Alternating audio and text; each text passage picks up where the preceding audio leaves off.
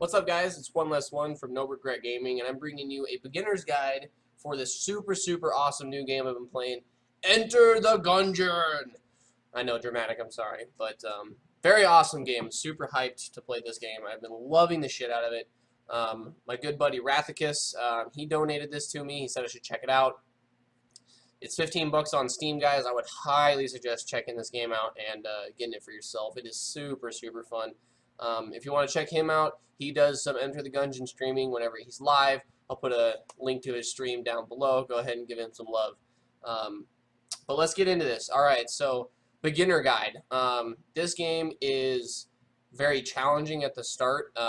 It is one of those games you have to keep playing and keep playing and keep playing and die over and over and over to really understand how the game works.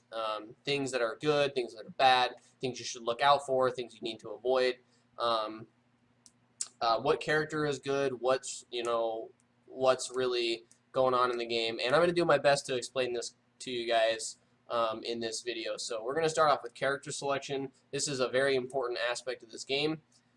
In this section, I'm just going to list off what I think is first, the top to the bottom as far as character selection goes, and explain why. To start off with, number one, my favorite number one is the Marine right here that I have selected. This guy is fantastic. He is the most efficient character as far as early game, mid game, and late game. And I know there's only 5 levels to this, but it progresses very fast in the game. It really goes up quick. So the Marine's super good. His starting gun is amazing.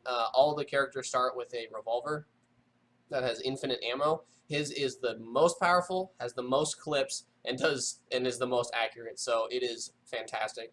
Most times when I play this character, like in the starting 3 levels, I almost exclusively use his pistol, except on bosses if I happen to get a decent gun.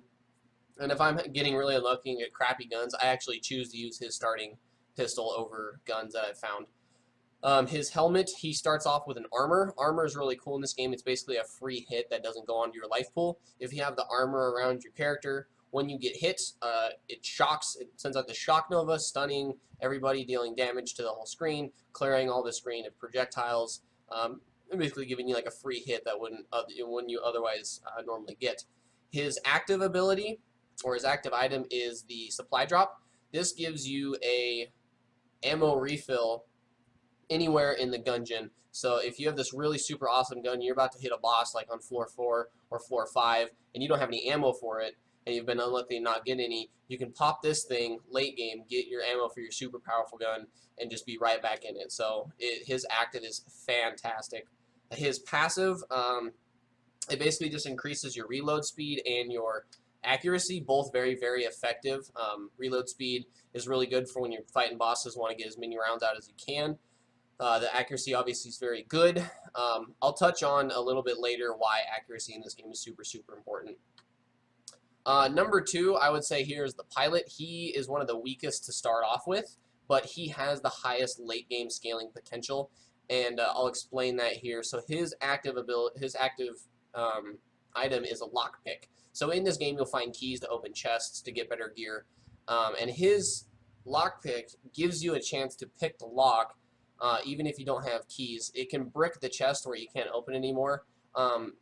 But the fact that you have this available to you when you physically don't have any way of getting into the chest, and it's just like a last-ditch effort, he has the ability to get into chests you wouldn't otherwise normally with other characters.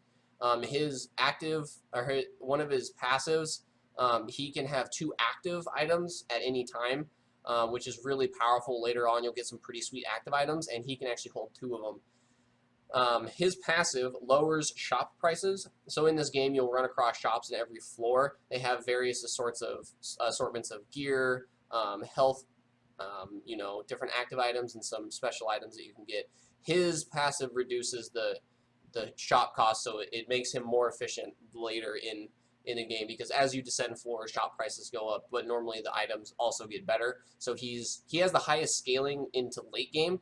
But he's very hard to play at the start, so I'd really highly suggest newer players stay away from this character, because his starting gun is garbo. I would not play him. So when you get really familiar with him, try the pilot out. He's kind of more of a late game scaler than an early game. The third character I want to go over is the Hunter. I say she's the third. Some might say fourth. It just depends on what you feel, but I think she's third. Her starting handgun is okay. It's not great, but what she excels at is early boss damage with her crossbow, her second weapon. So she doesn't have actives, and she has one passive, which I'll explain here in a second. But her second weapon, the crossbow, is incredibly powerful early game. It can one-shot most normal monsters in the game, and can take considerable chunks out of the boss's health. And it also has off-screen potential, so you can shoot shit off-screen, which is super, super valuable in this game. Her passive, though, the little doggy standing next to her, when you clear a room of monsters, it has a chance to find you an item, but it seems like the chance of the item finding is super, super low. Like, I've played her many times, and I've never had it proc. And I'm like 40 hours deep into this game, probably. So I would say she's third. She doesn't have an active item to start off with, which sucks, and her passive is good maybe 1 out of 10 times. So of all the characters, her passive is almost completely useless. So I'd put her at third. Last and definitely least is the Convict here. Definitely the worst class of the game to start off with. Her pistol is horrible, her sawed-off is okay, her Molotov is whatever, and her passive is awful. Her passive is when she takes damage, she deals more damage in return, which is stupid, because in this game, you don't want to get hit, like, at all. The object of this game is to take as little damage as possible, so when you get into the boss rooms where the real fights are, you have as much life. So if you're like taking damage constantly just to do a little bit more, it's completely terrible in this game. Her sawed-off does give her some early game potential. She can clear a couple monsters at a time, but really, she's just bad. I would avoid this character at all costs when you first start.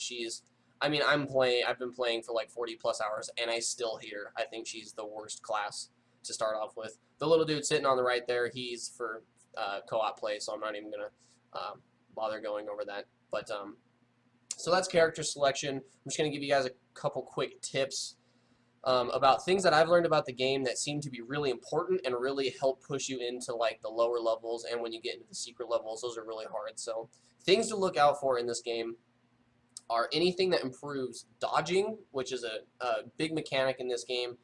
When you dodge in this game, you do a roll, and you're invincible for like a couple frames, so you can dodge over boss bullets and stuff and not take damage, which is like basically how you survive, except, you know, running around and manually dodging everything. Super, super valuable. There's a couple things that enhance the speed and the distance at which you dodge. So if you come across that, it's super fantastic. I would suggest pulling up the wiki when you guys are playing this, like on a separate monitor. So anytime you come across an item you're not sure of, pull it up, look at it, because if you just buy stuff to figure it out, you can screw yourself for later runs.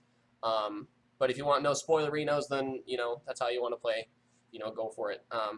Second thing, movement speed. I know of 2 things in this game so far, the bionic leg and the jetpack.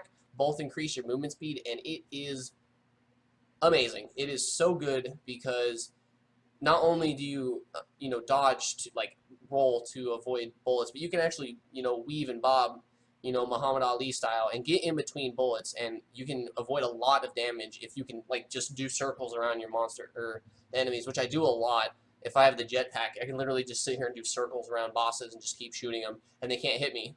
Some have like AoE, but that's easier to avoid. The third and most important thing that I have found in this game is accuracy. The 2 things that I have found in the game so far is the scope, and the more improved version, the muscle relaxer. These are both passive items. They improve accuracy on your weapon, and what that does is, as you're firing, you'll get this spray kind of thing. You'll be firing this way, but the bullets will, you know, do this. So if you have enhanced accuracy with things like automatic weapons or grenade launchers or anything that has a spray, it will condense it into a more fine point and increase your damage significantly. Some guns can go across the screen, but they're really inaccurate. So if you have improved accuracy, you can off-screen stuff, which is insanely defensive for this game. Anything you can shoot off-screen is better than shooting you in the face when it's on the screen. So yeah, that's about it, guys. I hope this video's been helpful. Do not get discouraged with this game. It is very frustrating when you first start. Do not feel bad about dying over and over on level like 1 and 2.